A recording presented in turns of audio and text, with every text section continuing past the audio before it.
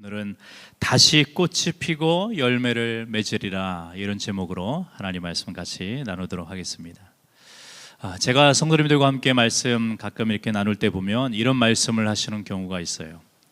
목사님, 제가 신앙생활을 정말 잘해보고 싶고 신앙생활에 따른 좋은 열매도 많이 좀 맺어보고 싶은데 현실은 내 마음대로 되지 않아서 너무 답답합니다. 자꾸 제가 제자리 걷는 것 같아요. 아니면 오히려 더 후퇴하는 것 같아요. 그런 말씀을 할 때가 있습니다. 자, 여러분들 어떻습니까? 그런 경험들 한 번쯤 있으시죠? 정말 그 말씀대로 산다고 그렇게 고백하고 있지만 그 자리로 나아가지 못하는 그런 우리의 모습들, 그렇게 하나님 앞에 변명할 때가 많이 있는 것 같습니다. 오늘 우리가 읽은 이 본문도 안타까운 그런 포도원의 이야기를 들려주고 있습니다. 오늘 본문 27장에 포도원의 이야기가 있는데, 사실 이 포도원의 이야기는 이사야 5장에 먼저 등장을 하죠. 오늘 말씀을 우리가 이해하기 위해서는 그 첫 번째 포도원 이야기인 5장으로 잠시 돌아가야 됩니다. 포도원 주인인 하나님께서 기름진 산에 땅을 파고 돌을 걸러내고 아주 극상품의 포도나무를 심었습니다. 그리고 파수꾼이 지킬 망대도 세웠어요. 포도즙을 짤 틀도 미리 하나님이 준비하셨습니다.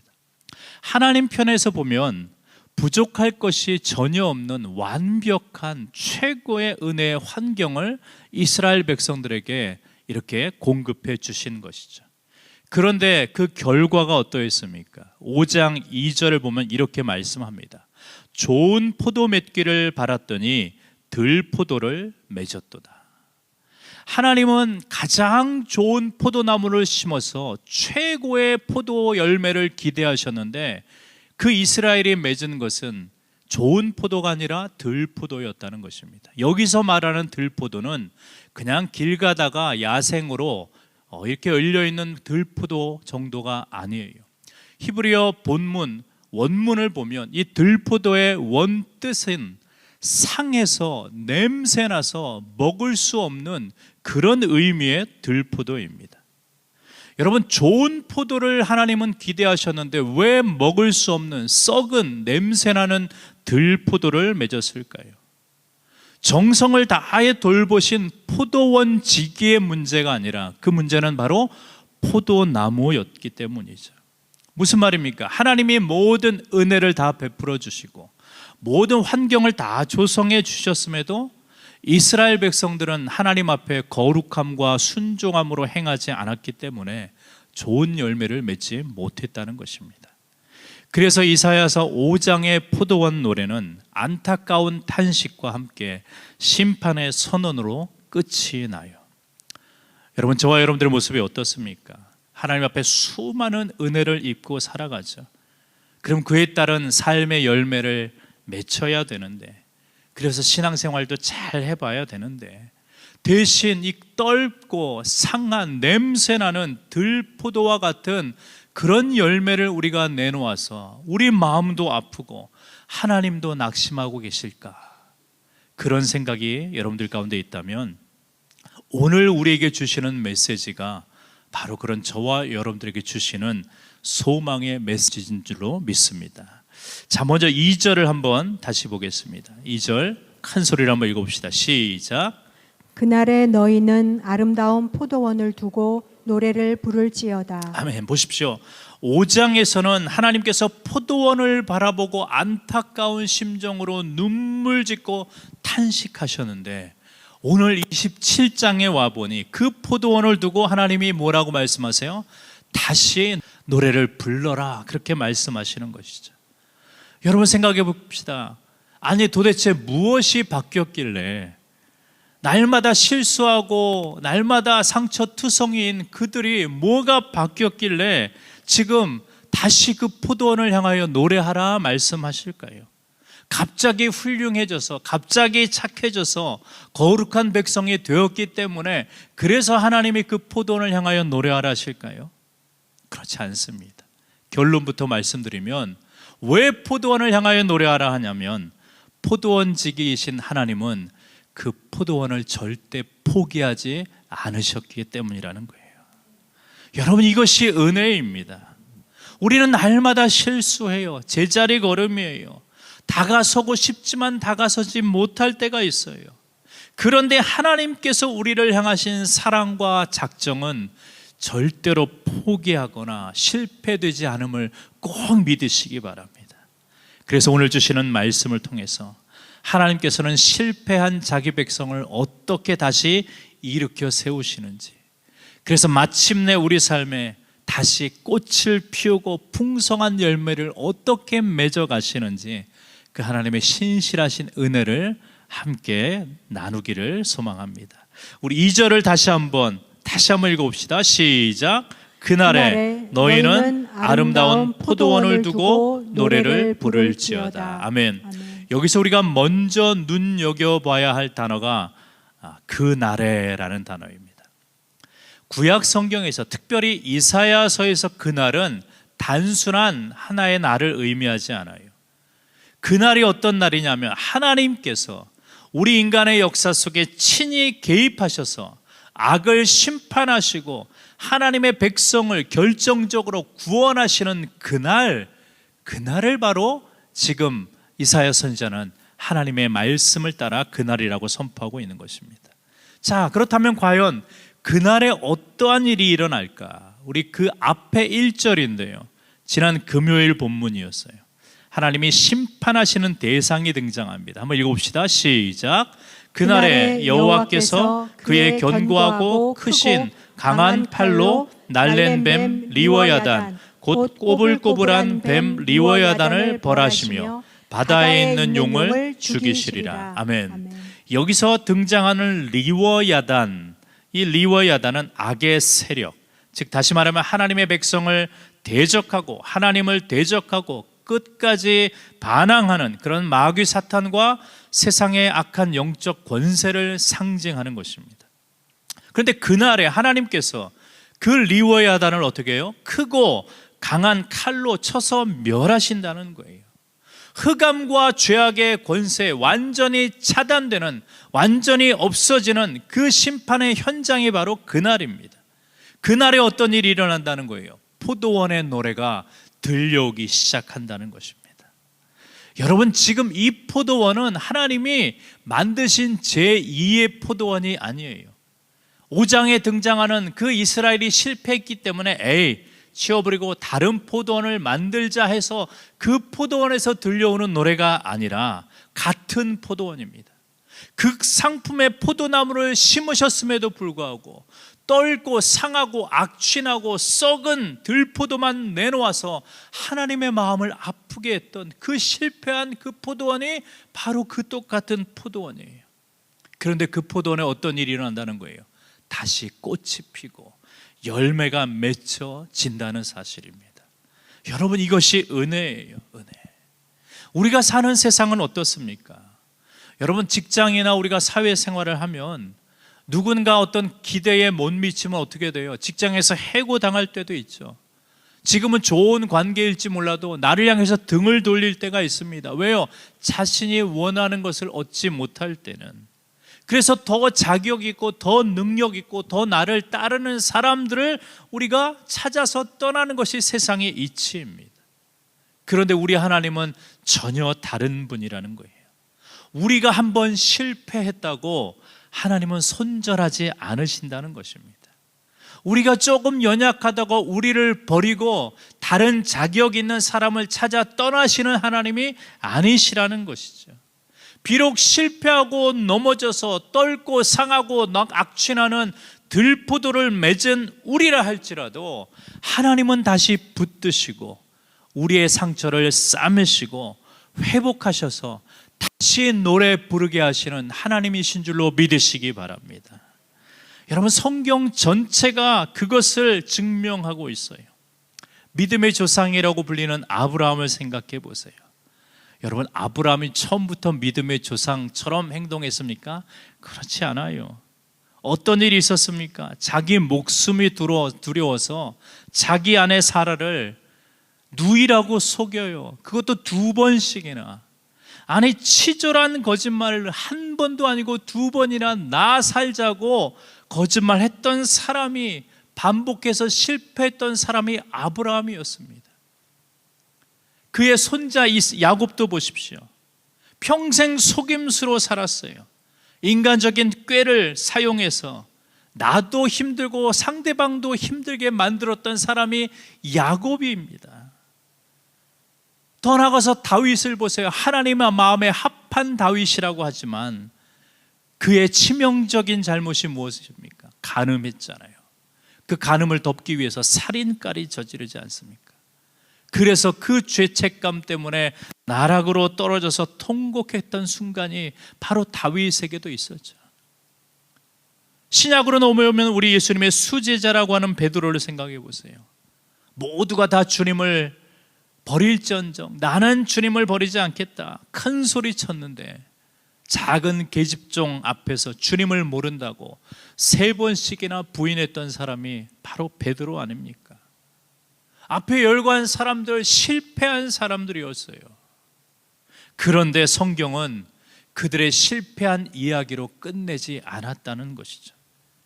성경은 그들이 실패한 사람이었지만 다시금 회복된 이야기를 말씀하고 있습니다. 왜요? 그들의 뼈아픈 실패보다 하나님의 포기하지 않으시는 은혜가 더 컸기 때문에 그것이 하나님의 은혜와 사랑인 것이죠. 서두에 말씀드린 것처럼 우리가 살면서 이 땅에서 삶의 열매를 잘 맺지 못하고 우리의 신앙도 제자리 걸음일 때 스스로 그런 깊은 자책과 함께 낙심하며 있을 때 있잖아요. 그런 저와 여러분들을 향해서 오늘 주님이 분명하게 말씀을 통해서 우리에게 격려하시는 거예요. 뭐라고요? 아직 끝이 아니다. 내가 너를 포기하지 않았다. 다시 아름다운 포도원으로 만들어 다시 노래 부르게 하겠다. 여러분, 이것이 하나님의 은혜입니다. 지금 내가 들포도 맺었다고 이것이 전부라고 낙심하지 말자는 거예요. 우리의 실패와 넘어짐, 우리의 실수조차도 하나님은 당신의 완전한 구원의 계획을 통하여 지금 만들어가는, 빚어가는 과정인 줄로 믿으시기 바랍니다. 그래서 우리의 삶의 마지막은 마침내 다시금 노래하게 하시는 그 하나님의 영광스러운 날이 기다리고 있는 줄로 꼭 믿으시기 바랍니다. 자, 더 나가서 우리 하나님이 어떤 분이냐 하면 3절을 한번 봅시다. 3절 다 같이요. 시작. 나 여호와는 포도원 지기가 되며 때때로 물을 주며 밤낮으로 간수하여 아무든지 이를 해치지 못하게 하리로다. 아멘. 우리 하나님은 어떤 하나님이시냐면 친히 돌보시는 하나님이시라는 거예요. 여기 보면 하나님께서 자신을 포도원지기로 선언하시죠. 자신 포도원지기가 그 포도원을 어떻게 돌보는지 지금 3가지의 신실한 동사를 통해서 우리에게 말씀해 주세요. 첫 번째는 포도원지기가 때때로 물을 주며 이렇게 말씀합니다. 우리 하나님은 저와 여러분들에게 싱그러운 생명을 공급하는 물을 주시는 하나님이세요.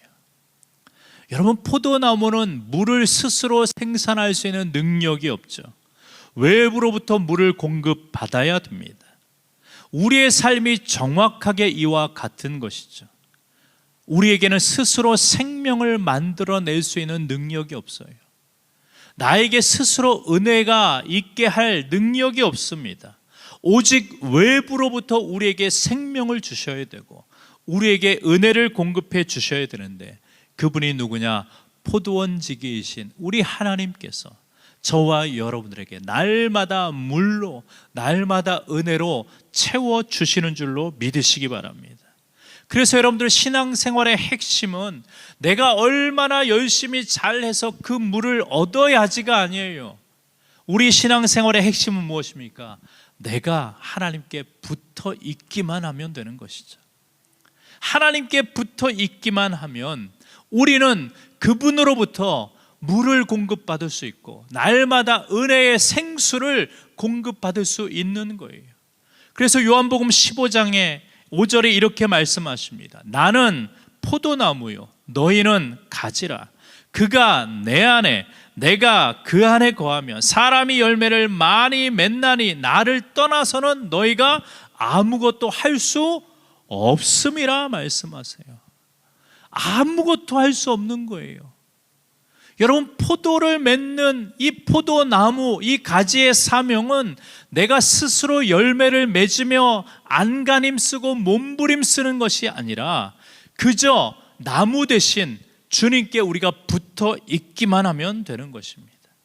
그러면 포도원지기이신 하나님께서 때를 따라 우리에게 은혜의 생수를 공급해 주시는 것이죠. 자, 두 번째로 우리 3절을 다시 보면은 포도원을 어떻게 지키는가? 밤낮으로 간수하여 이렇게 말씀합니다. 우리 하나님을, 저와 여러분들을 밤낮으로 간수하시는 하나님이세요. 우리가 인식할 때만 하나님이 계시고 우리가 기도할 때만 하나님이 우리의 기도를 들으시는 것이 아니라 내가 고단해서, 내가 지쳐서, 내가 아무런 힘조차 없어 쓰러져 있을 때도, 낙심해서 하나님을 붙드는 그 힘조차도 놓아버릴 그 순간에도 우리 하나님은 졸지 않으시고 주무시지 않으시고 우리를 밤낮으로 간수하여 주신다는 거예요. 여러분, 우리는 인간이잖아요. 24시간 어떻게 온전히 하나님을 붙들 수 있겠습니까? 하지만 하나님은 24시간 한순간도 우리를 놓지 않고 계세요. 그래서 우리의 진정한 안전은 내가 얼마나 단단히 하나님을 붙잡고 있느냐가 아닙니다. 하나님께서 얼마나 신실하게 나를 놓지 않고 붙들고 계시는가, 이 사실에 달려있는 거예요.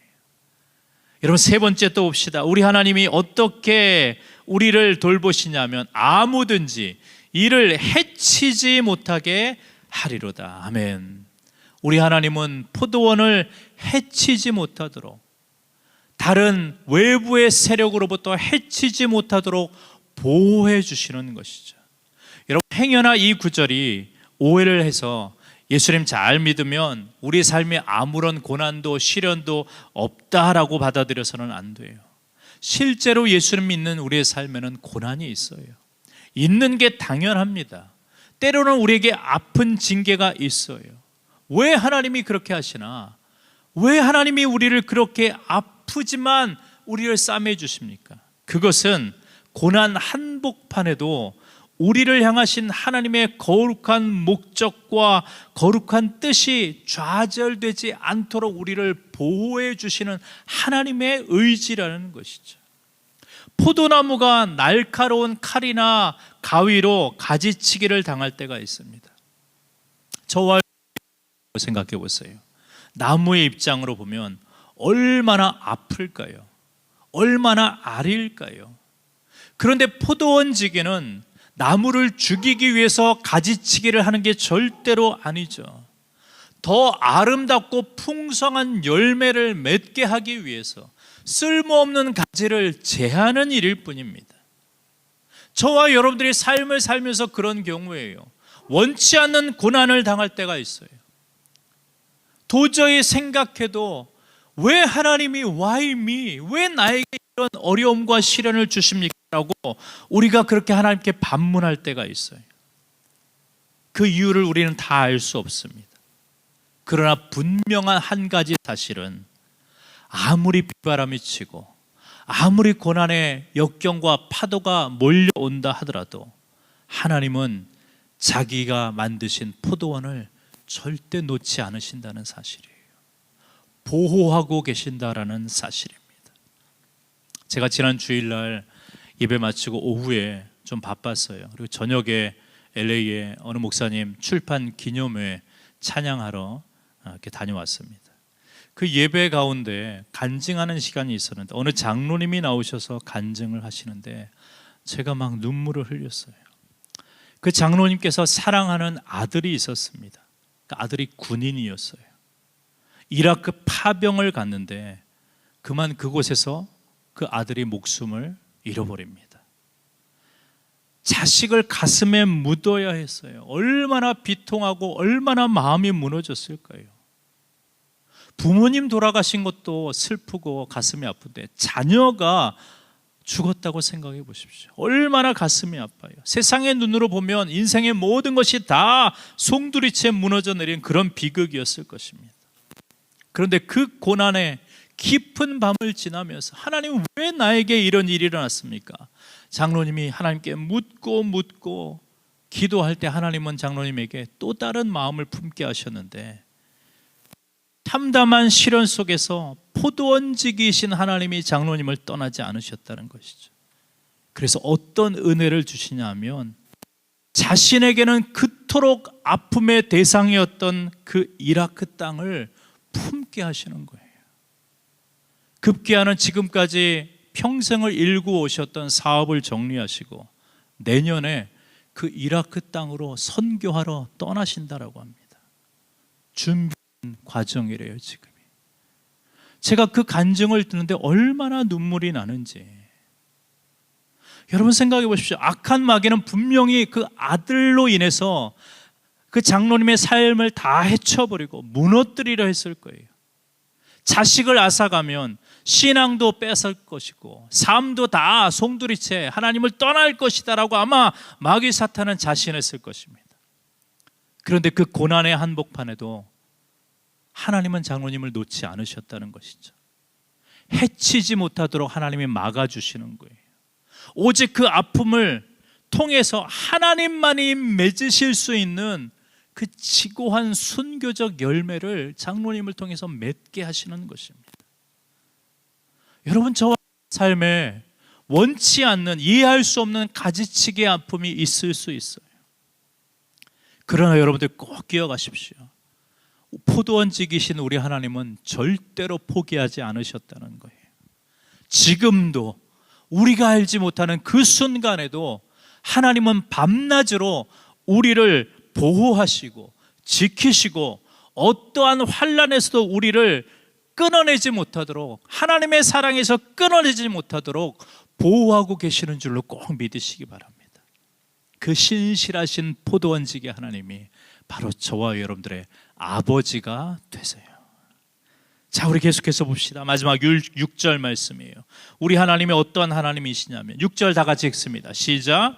후일에는 야곱의 뿌리가 박히며 이스라엘의 움이 돋고 꽃이 필 것이라. 그들이 그 결실로 지면을 채우리로다. 아멘. 여러분, 이 말씀은 구약의 수많은 예언서의 말씀 중에서 손에 꼽힐 만큼 아름다운 말씀이에요. 소망이 넘치는 구절입니다. 이 말씀을 꼭 붙잡으시기를 축복해요. 여기에 보면 회복을 향한 하나님의 4단계의 생명의 과정을 말씀하고 있어요. 첫 번째는 뿌리가 박히고, 두 번째는 움이 돋고, 세 번째는 꽃이 피고, 네 번째 마지막 마침내 결실을 맺는 과정. 이것이 생명을 낳게 하는 하나님의 놀라운 은혜의 단계라는 거예요. 자, 첫 번째는 하나님이 먼저 뿌리를 박히게 하신대요. 우리는 당장 문제가 해결될 것을 바라요. 당장 성과가 있기를 바라고 속 시원한 하나님의 응답을 기대합니다. 왜 내 삶에는 열매가 맺히지 않을까? 왜 나는 이렇게 더디기만 할까라고 우리가 자책할지 모르지만, 조급해할지 모르지만, 그러나 포도원지기신 하나님은 우리가 보고 싶어하는 눈에 보이는 환경이 아니라 보이지 않는 곳을 먼저 만지세요. 그게 어디입니까? 뿌리예요. 뿌리. 뿌리는 땅속 깊은 곳에 박혀 있기 때문에 사람들 눈에 보이지 않습니다. 때로는 내 삶에 아무런 일이 일어나지 않는 것처럼 그렇게 느껴질지 모르지만, 여러분 기억하십시오. 하나님은 그 순간에도 저와 여러분들의 가장 밑바닥에서 일하고 계심을 꼭 믿으시기 바랍니다. 그 시간은 인내의 시간이에요. 기다림의 시간이에요. 우리의 믿음의 근육을 더 풍성하게 만드시는 하나님의 때입니다. 그때 우리가 해야 될 게 뭐예요? 잠잠히 하나님 앞에 있는 거예요. 잠잠히 말씀으로, 기도로 보이지 않는 하나님의 뜻을 우리가 신뢰하며 나아가는 그 과정이 바로 뿌리가 박히는 과정입니다. 그때 하나님의 백성으로 이제 준비되는 시간이에요. 자, 이렇게 뿌리가 땅속에 깊이 잘 박히면 마침내 그 딱딱한 땅을 뚫고 뭐가 올라와요? 움이 올라와요. 초록빛 움이 돋기 시작합니다. 여러분, 그런데 움도 가만히 보면 눈에 띄게 화려합니까? 그렇지 않잖아요. 그러나 소망이 보이는 거예요. 아, 생명이 싹트고 있구나. 확실한 증거를 하나님이 하나 둘씩 보여주기 시작하는 것이죠. 자, 움이 돋으면 이제 세 번째로 어떤 일이 일어납니까? 드디어 화려하고 아름다운 꽃이 피어요. 여러분, 꽃이 필 때까지 뿌리가 박히고 움이 돋는 과정이 반드시 있어야 돼요. 그러니 지금 보이지 않는다 해도, 보기에 아주 보잘것없이 보인다 해도 실망할 필요가 없어요. 뿌리가 살아있고 움이 돋으면 반드시 꽃이 핍니다. 시들었던 우리의 삶에 반드시 꽃이 필 날이 온다는 거예요. 자, 그렇게 꽃이 피면 이제 마지막으로 마침내 풍성한 결실을 맺게 하시는데, 이 부분이 중요해요. 그 결실이 어디에 채우신대요? 지면에 채우신다. 여러분, 이 말씀 꼭 기억하십시오. 하나님이 저와 여러분들을 회복시켜 주시는 목적은 단 하나예요. 나 혼자 잘 먹고 잘 사는데 그치는 것이 아니라, 나를 회복시켜 주시는, 열매 맺게 하시는 이유는 단 하나, 지면에 채우게 하심입니다. 다시 말하면 나를 통해 죽어가는 세상 가운데 또 다른 죽어가는 사람을 살리시기 위해서, 그 지면으로 나를 보내시기 위해서 하나님은 나에게 이런 열매를 맺히게 하시는 거예요. 그래서 나에게 임한 그 은혜의 생수가 흘러가야 되는 것이죠. 어디로요? 가정으로 흘러가야 되고, 직장과 사업장으로 흘러가야 되고, 우리의 지역, 이웃 사회로 흘러가야 되는 것입니다. 절망에 빠진 저들에게 흘러가야 되는 거예요. 우리의 다음 세대로 흘러가야 되는 거예요. 그래서 하나님이 꿈꾸시는 성도의 삶은 그저 나만 생존하는 그런 인생이 아니라, 하나님이 주신 열매를 세상 끝까지 아낌없이 나누고 채우는, 그런 지면을 채우는 놀라운 은혜가 바로 저와 여러분들에게 주신 열매의 은혜인 줄로 믿으시기 바랍니다. 말씀을 마칠게요. 우리 사랑하는 성도님들, 5장에 실패했던 포도원을 하나님은 그냥 놔두지 않으셨어요. 끝까지 우리가 보이지 않는, 우리가 미처 생각하지 못했던 그 시간, 지금 마침내 꽃이 피고 열매를 맺게 하시는 그 순간이 하나님이 깊이 뿌리 박히게 하는 시간이었고, 움이 돋게 하시는 시간이고, 드디어 꽃을 보고 열매를 피우게 하시는 시간이었습니다. 우리 주님께서 요한복음 15장 1절에서 이렇게 선포하세요. 나는 참 포도나무요, 내 아버지는 농부라. 여러분, 왜 예수님이 그냥 포도나무라고 얘기하지 않으시고 참 포도나무라고 말씀하셨을까요? 그것은 우리 인간이 결코 이루어내지 못했던 그 하나님의 거룩하신 뜻과 열매를 오직 예수님께서 십자가로 완성해 주셨기 때문입니다. 우리 성도의 소망은 하나님 어떻게 해서든 내가 열매를 잘 맺어볼게요가 아니라, 우리의 유일한 소망은 이미 승리하신 참 포도나무 되신 예수님께 붙어 있는 것입니다. 붙어 있기만 하면 포도원지기이신 우리 하나님은 결코 우리를 포기하지 않으셨기 때문에 때를 따라서 우리에게 물도 주시고 은혜의 생수를 공급해 주실 것입니다.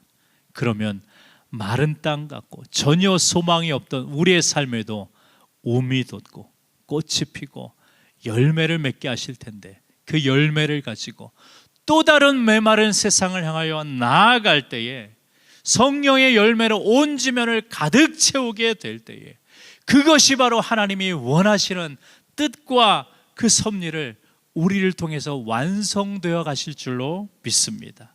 이번 한 주간도 참 포도나무 되신 우리 주님 안에 온전히 거함으로 다시 꽃이 피고 열매를 맺는 그런 우리 복된 성도님이 되시길 주님의 이름으로 간절히 축복합니다.